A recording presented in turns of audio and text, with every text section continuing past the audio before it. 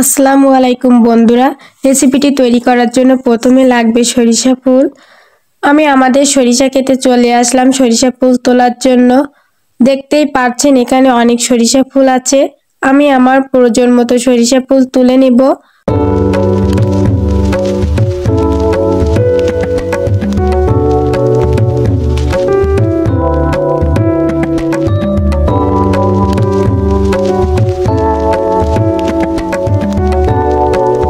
আমার সরিষা ফুলগুলো তোলা হয়ে গেছে। এখন সরিষা ফুলগুলো দেখে নিতে হবে। তারপর 3 থেকে 4 বার সরিষা ফুলগুলো ধুয়ে বেটে নিতে হবে।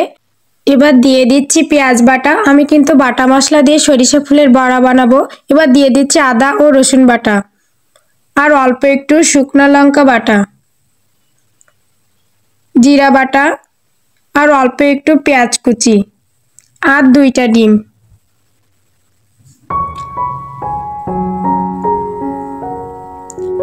পরিমাণ মতো লবণ, পরিমাণ মতো হলুদ, 1 কাপ শুকনো চালের গুঁড়া। এখানে আমি চামচ দিয়ে যে পরিমাণ চালের গুঁড়া দিয়েছি তা 1 কাপ হবে। এবার এটা মাখিয়ে নেব।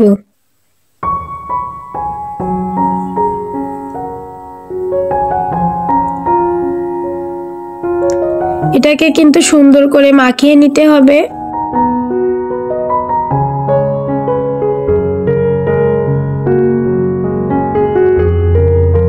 আমার কিন্তু মাখানো হয়ে গেছে। এবার বড়াগুলো ভেজে নেব। চুলায় একটা কড়া বসিয়ে দিয়েছি।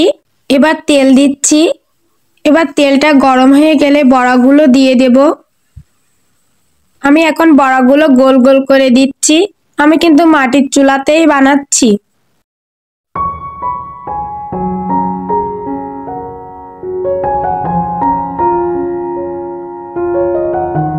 সবগুলো বড়া অল্প আগুনেই ভেজে নিতে হবে, তাহলে কাঁচা থাকবে না।